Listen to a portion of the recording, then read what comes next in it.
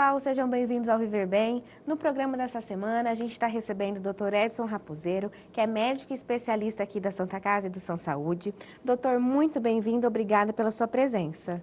Muito obrigado, eu que agradeço, é um prazer. Obrigada. A gente vai falar no programa de hoje sobre a cirurgia bariátrica. E eu já começo perguntando para o senhor, doutor, o que é a cirurgia bariátrica?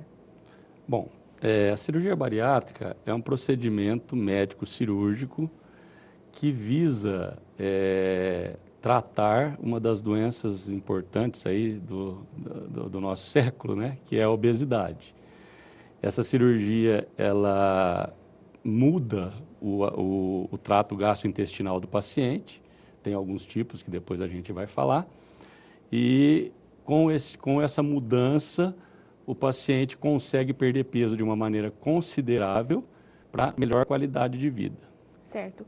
E existe mais de um tipo de cirurgia bariátrica? Sim, existem vários tipos.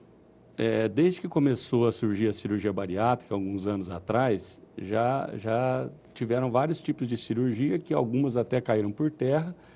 Basicamente, hoje, nós temos dois tipos que perfazem 90% das cirurgias bariátricas, que é o bypass, né, com derivação em Y de Roux, que a maioria das pessoas conhece como redução do estômago.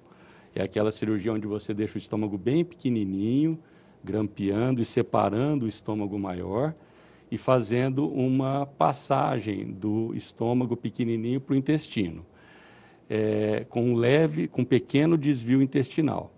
E a outra cirurgia também usada, que está crescendo bastante, é uma cirurgia que chama-se sleeve, ou gastrectomia vertical. Sleeve do inglês significa manga, né? Manga de camisa, então o estômago fica como se fosse uma manga, é a manga gástrica, né?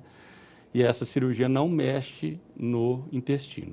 Entendi. Já teve cirurgias desabsortivas que foram muito usadas no passado, como escopinaro e duodenal switch, que são cirurgias onde você muda muito o aspecto absortivo do paciente. Então, você deixa uma parte do intestino delgado muito curta. E isso faz com que o paciente emagreça por não absorver tantos alimentos. Como essa cirurgia a longo prazo ela provoca muitos problemas de desnutrição, falta de vitaminas, hoje em dia ela é muito pouco usada. Entendi. E quando que é indicada essa cirurgia? Bom, o passo básico para você indicar uma cirurgia bariátrica é o índice de massa corporal, que é uma conta que a gente faz, que pega o peso do paciente e divide pela altura vezes a altura ao quadrado. Esse valor é o valor chave para você indicar a cirurgia bariátrica. Se você tiver um IMC acima de 40, você já é considerado um paciente que tem obesidade mórbida porque você está sujeito a ter várias comorbidades, né? Certo.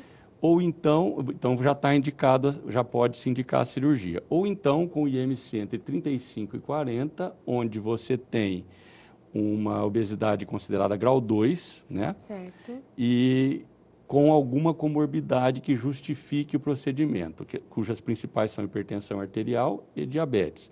Mas pode ter problemas de articulações, né, principalmente joelhos, esteatose hepática, que é gordura no fígado, problemas de apneia do sono e outros problemas pulmonares e tal, que podem indicar a cirurgia num paciente com IMC entre 35 e 40, que é obesidade grau 2. Certo.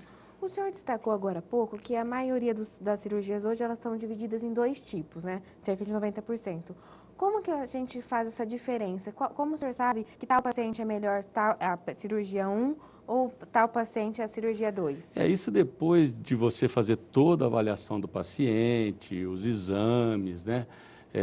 Você vai saber também qual que é o tipo do paciente, se ele é um paciente que é beliscador crônico, se é aquele paciente que gosta de comer muito mesmo, se o paciente tem uma doença que chama doença do refluxo. Essa cirurgia do sleeve, por exemplo, já é uma cirurgia que não deve muito ser indicada, porque essa cirurgia tende a piorar o refluxo.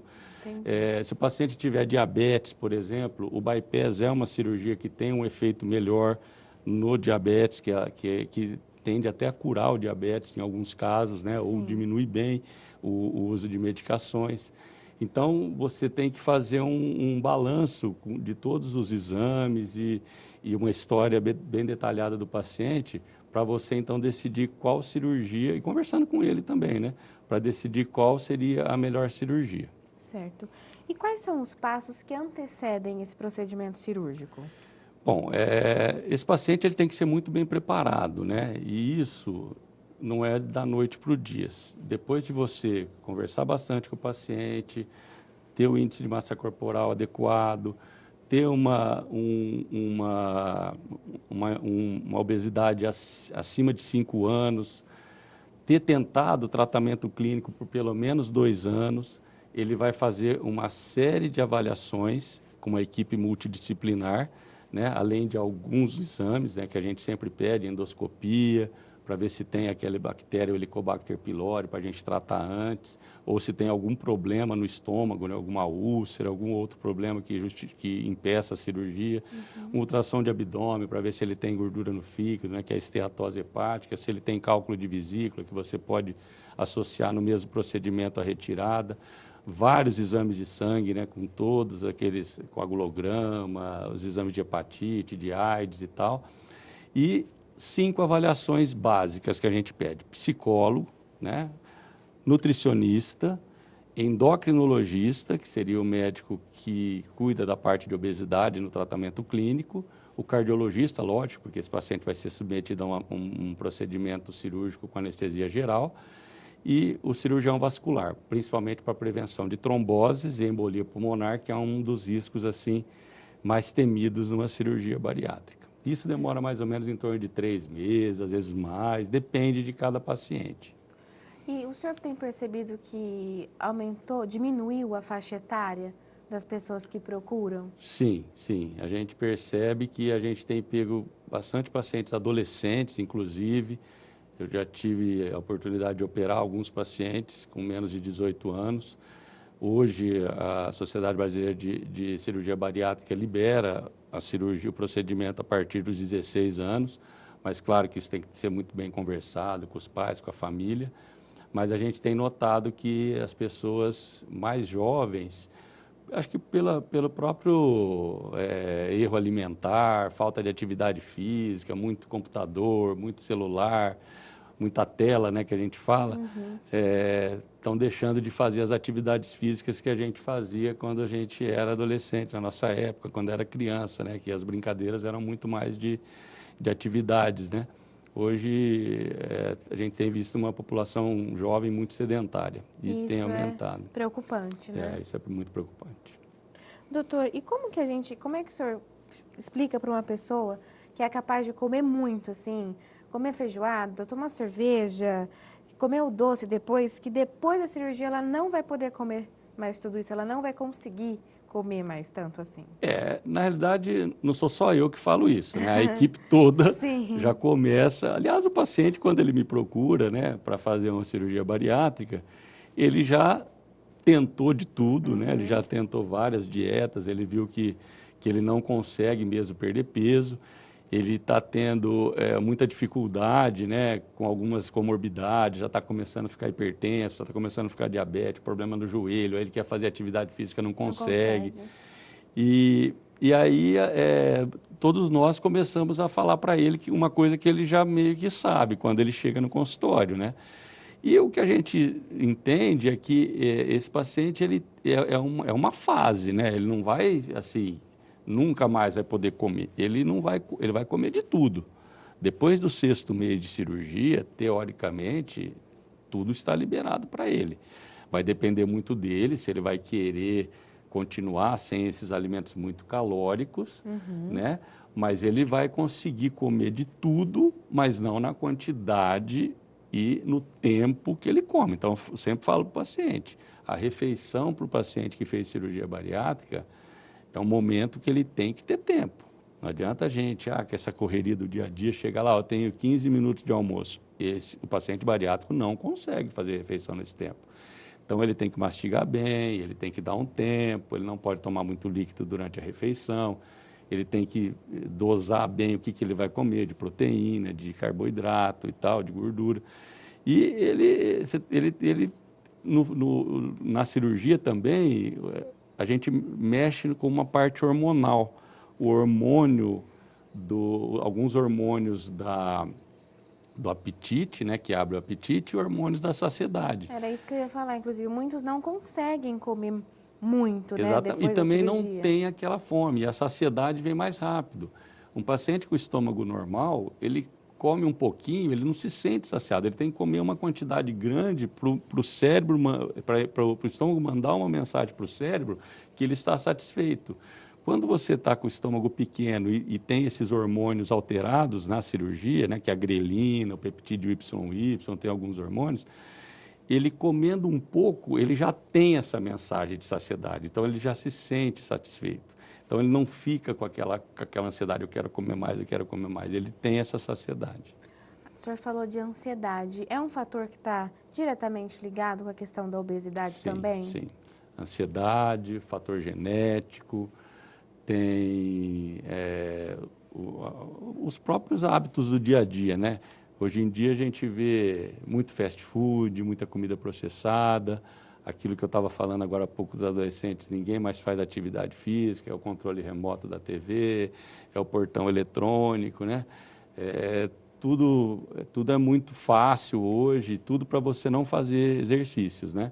Mas a ansiedade, sem dúvida nenhuma, é um dos grandes fatores que fazem com que o paciente tenha aquela compulsão, né? De querer comer para poder se saciar ou se livrar feliz, de um... né? Exatamente, ou se livrar de um problema, né, que porventura ele tem, então ele desconta tudo na comida, né? Doutor, e o senhor falou agora há pouco também que não é uma pessoa só que trabalha sozinha, é uma equipe multidisciplinar com vários profissionais. Essa equipe, ela acompanha no pré, durante e no pós, né? Sim, Por quanto sim. tempo esse paciente ele é acompanhado por todos esses profissionais? Antes da cirurgia, como eu disse, varia um pouco, mas no mínimo 3 meses, né? Dependendo se o paciente estiver muito bem preparado e tal. É que o paciente já vem meio preparado, ele já passou por vários Já tentou profissionais, várias já coisas, foi no né? nutricionista, já foi no endocrinologista, já tomou remédio, já fez de tudo e não conseguiu. Certo. Aí ele já chega mais ou menos, mas aí mesmo assim ele vai se preparar, ele vai passar na psicóloga, na nutricionista e tal. E essa equipe vai acompanhar esse paciente de repente até para o resto da vida. Entendi. Depende de cada caso. Tem paciente Certo. que se sai muito bem, né? Então ele sai de um procedimento, ele está muito bem consciente do que está acontecendo, ele muda de vida, melhora a autoestima, melhora o trabalho, melhora a parte familiar, com os amigos. Então, o paciente ele melhora bastante. Alguns pacientes ainda precisam de um acompanhamento psicológico mais de perto. E a nutricionista sempre, né? Ela sempre o profissional da nutrição sempre ajudando, né? Dando dicas. Não gosto disso, vamos tentar comer esse outro tipo de alimento. E a gente, o médico, né? Eu digo que o cirurgião, eu também sempre acompanho meus pacientes, pelo menos uma vez por ano. Eu costumo ver os pacientes, fazer exames, ver as vitaminas, fazer uma endoscopia, ver como que está a cirurgia, ver se tem alguma queixa, se tem algum problema, ver problema de reengorda, que acontece em alguns casos. Então, você está sempre acompanhando esse paciente no pós-operatório. Tá, joia. A gente vai dar uma pausa rapidinho para o Viver Bem, mas não sai daí não que a gente já volta.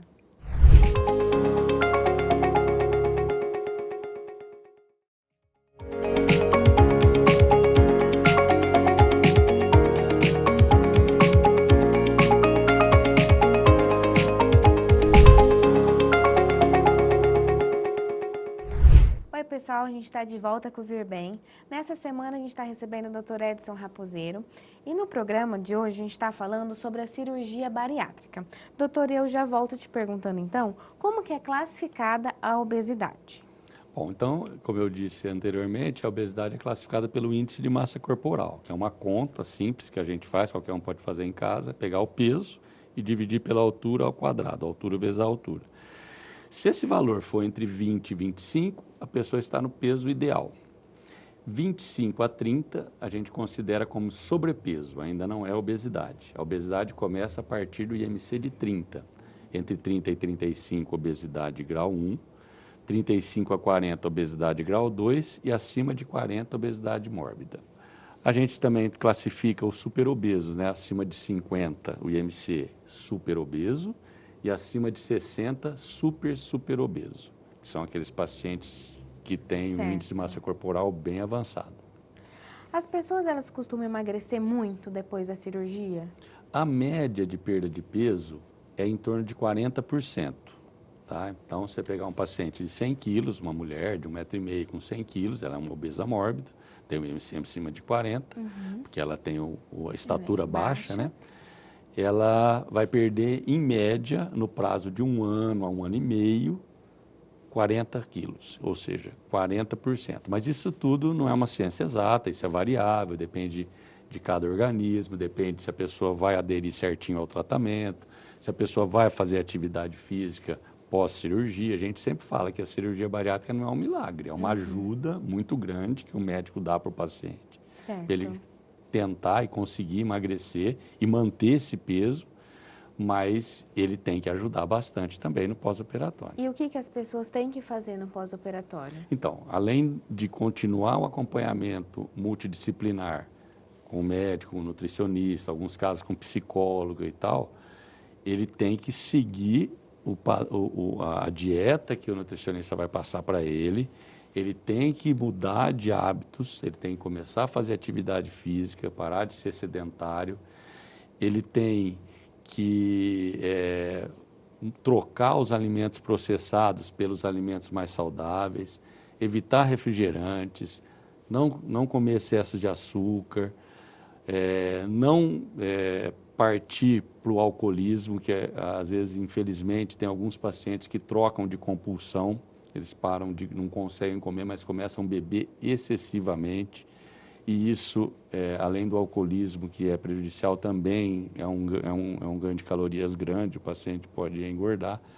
Então, ele tem que seguir o que deve ser para ele tem que mudar de vida, ele tem que usar a cirurgia para ele mudar de hábitos e levar uma vida mais saudável. E quando essa pessoa ela não muda, ela pode voltar a engordar? Pode. A gente tem um índice de reengorda em torno de 10% a 15% em alguns pacientes. Voltar a engordar o que ele era é mais difícil, mas o paciente, se ele engordar 50% do que ele perdeu, a gente já considera como se ele tivesse falhado o tratamento, né? Perdido a cirurgia, né? Então, o que leva mesmo o paciente realmente a reengordar é a falta de comprometimento no pós-operatório, que é o que o paciente tem que fazer. Ele não pode imaginar que a cirurgia é um milagre. Vou fazer a cirurgia, não vou fazer mais nada. Ele tem que seguir os passos que precisam ser seguidos. E quais são as complicações que essa cirurgia pode ocasionar? Bom, as complicações precoces, né, são complicações de qualquer cirurgia de grande porte, né? Então, sangramento, você pode ter fístulas, infecções. Apesar de que na cirurgia que a gente faz hoje, que é videolaparoscópica, que é a cirurgia minimamente invasiva, aquela que não faz aquela incisão grande, né? A gente faz apenas 5 furinhos no abdômen, né? Incisões pequenas de 1 centímetro e meio centímetro. Então, o índice de infecção e de hérnias no pós-operatório reduziu praticamente a zero, né? Agora, tem as fístulas, né, que é uma das complicações, porque como você usa grampeadores para fazer a secção e separação, né, do estômago e do intestino. Então, às vezes, os grampos ali, em algum caso, pode acontecer de um grampinho soltar tal, e ter um extravasamento de líquido.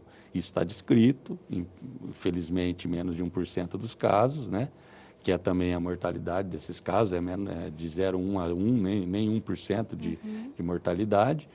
E essa é uma das complicações também que a gente tem assim, um pouco de receio, por isso que a gente sempre deixa um dreninho por uma semana, vigiando ali os grampeamentos, né, para se acontecer alguma coisa, não espalhar para o abdômen, sair pelo dreno, né, e não dar aquela infecção, né, que a gente fala que é a peritonite.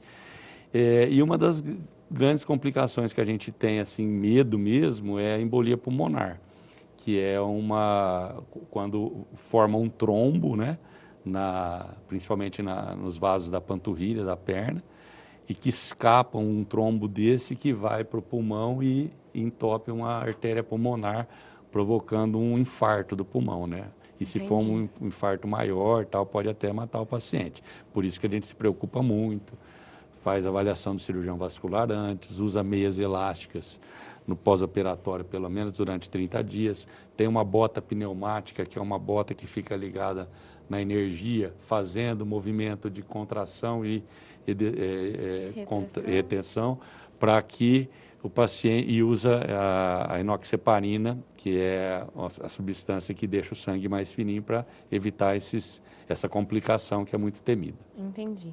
Doutor, e na maioria desses casos, as pessoas elas estão bem gordas, né? Com bastante pele, peso. Sim. O que acontece com essa sobra de pele após a cirurgia? Como é que resolve esse problema? Bom, aí nós temos que acionar nosso colega, né, cirurgião plástico, né, que entra em cena, né, que depois, no mínimo de 1 ano e meio, 2 anos, depois do processo de emagrecimento terminado, né, aí esses excessos de pele vão ser tratados através de cirurgia plástica. Então, abdominoplastias. Só 1 ano e meio depois? No mínimo 1 ano e meio depois. Tem alguns cirurgiões plásticos que esperam até 2 anos. O importante é estar estabilizado o peso, perder o peso e estar estabilizado. Lógico que ele passa com o cirurgião antes, né, comigo no caso. Certo. Faço todos os exames para ver se o paciente está bem na parte de vitaminas, anemia, toda essa parte, para então eu encaminhar para o cirurgião plástico. As mulheres têm feito muito cirurgia de mamoplastia também, né, com próteses, né, porque quando perde muito peso, a mama realmente fica muito flácida, né, e em alguns casos pode ser feito a correção de braço, né, que ficam a pele sobrando muito, e nas coxas. Então, as cirurgias mais usadas plásticas no pós-operatório é abdômen e mama nas mulheres, e a coxa e braço em casos mais especiais, assim, não são todos os casos. Entendi. Existe algum tipo de caso em que a cirurgia bariátrica não é indicada? Sim, bom, se o paciente não tiver o IMC, né, não está indicado. Se o paciente não tiver acima de 16 anos, é muito raro você indicar. Eu nunca operei criança, mas sei de casos de crianças que já foram operadas em casos especiais, mas é muito raro. Paciente muito idoso também, acima de 70, 75, 80 anos, você tem que repensar bem. E, assim, alcoólatras, você não deve operar, porque você vai criar um problema sério. Pacientes com usuários de droga, né, que realmente está contraindicada a cirurgia. Pacientes com problemas psiquiátricos, né, aí por isso que a parte psiquiátrica, psicológica é tão importante, né, para detectar isso, né. Tem muitos pacientes que estão com uma depressão tão intensa que é melhor você não fazer naquele momento. Preparar o paciente melhor e tudo mais. Mas, basicamente, são essas as contraindicações. Ou se o paciente tiver um problema, por exemplo, cardiológico, né, uma insuficiência cardíaca grave, o cardiologista vai contraindicar. Né? Se tiver um problema muito sério, abdominal, sei lá, já fez várias cirurgias e tem muitas aderências, coisa que você não vai conseguir fazer o procedimento. Então, nesse caso, você tem que pensar muito bem, né, qual que é o risco e o benefício para o paciente. Entendi. E existem casos que a cirurgia ela cura outras doenças, tipo Sim, diabetes, hipertensão? Sim. Principalmente os casos mais básicos assim que a gente vê é diabetes. Eu tive pacientes com diabetes assim, insulino dependentes, né, que tomavam doses altas de insulina, tomavam medicamentos via oral, hipoglicemiantes orais e que realmente ficaram curados, tá? Hipertensão, basicamente o paciente hipertenso ele para de tomar remédio.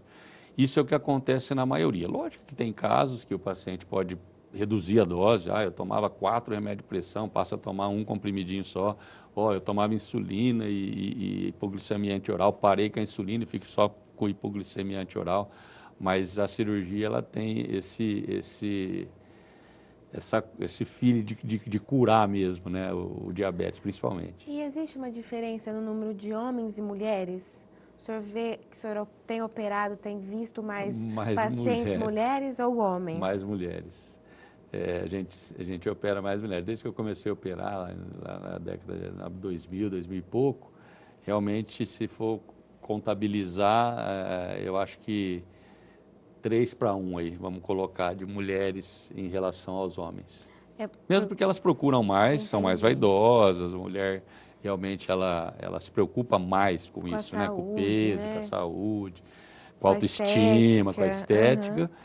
E realmente a gente tem também índices de obesidade em mulher maior do que em homem. Um pouca coisa, mas tem. Nas estatísticas, né? O fator genético também influencia, né? Sim, a gente vê muitos pais e filhos já com obesidade, sem né? dúvida. O fator genético é um dos fatores principais, né, da obesidade. Além de todos aqueles que eu falei dos hábitos do dia a dia, né? E a alimentação errada, né, principalmente. Mas a genética contribui muito. Doutor, e nesses anos todos de carreira que o senhor tem, o senhor já se deparou com quem se arrependeu de ter feito a cirurgia? Olha, graças a Deus eu não tenho nenhum paciente que falou, olha, eu me arrependo de ter operado. Não me lembro de nenhum. É ao contrário, eu vejo pacientes que falam assim, se precisasse operar, eu operaria de novo. Porque realmente, quando a cirurgia vai bem e dá certo, é uma mudança muito radical na vida do paciente, né? Principalmente a autoestima, a parte clínica. Os pacientes, eles voltam para a sociedade, essa que é a verdade. Porque, infelizmente, tudo é feito padronizado, né? Sim. Você vai num avião, tem um banco de um tamanho, você não tem um banco para uma pessoa de 180 quilos ou de 200 quilos, você tem um banco para uma pessoa normal, de 80 até no máximo 120.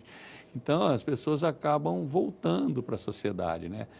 Principalmente mulheres que tinham vergonha de sair, passam a sair.